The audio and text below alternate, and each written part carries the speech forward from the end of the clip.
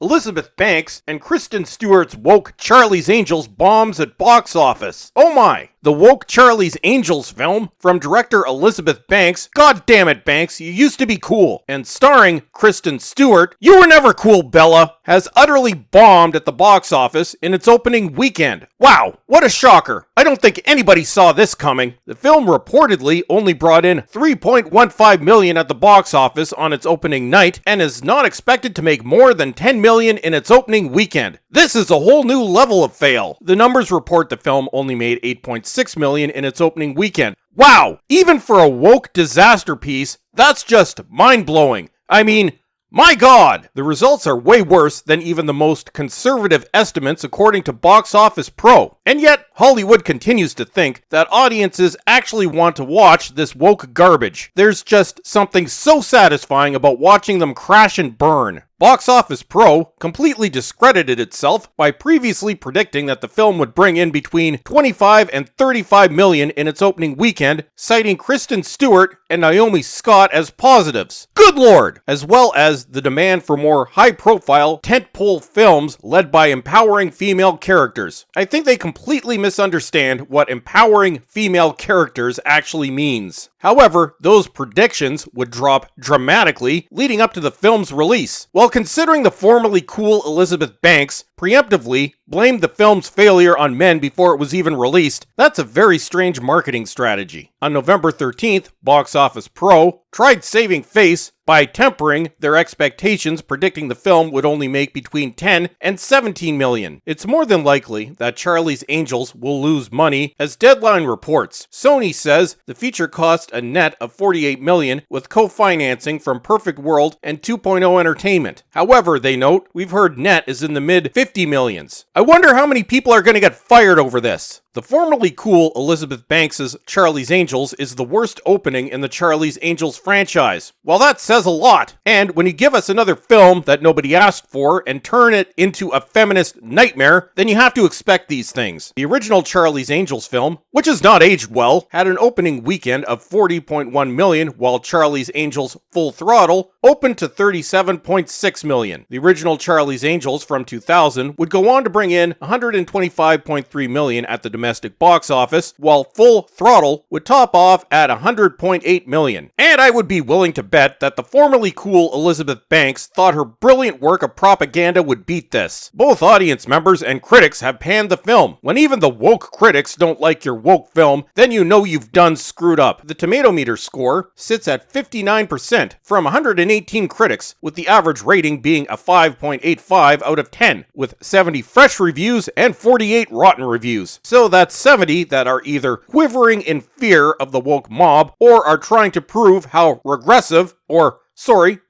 they are. The audience score sits at 61%, with the average rating being between 3.26 from 1,504 reviews. However, Rotten Tomatoes' verified audience score is at 82%, with an average rating of 4.09 from 547 reviews. I think we know who those people are. On Metacritic, the film fared much worse. The critics' Metascore is at 51%, while the user score is at 4.1, with 45 negative reviews, 29 positive, and 5 mixed. Oh, this just keeps getting better. Charlie's Angels is the latest in a string of rebooted franchises that have flopped at the box office. It joins Hellboy, Terminator Dark Fate, Men in Black International, and X-Men Dark Phoenix. Didn't see Hellboy, but what do these other films have in common? I'll let you all figure it out. Let's just sit back and watch woke Hollywood eat itself alive. And that's it for today. Don't forget to subscribe, and check your subscription and notification status because YouTube is being shady on these things lately. And follow me on Twitter.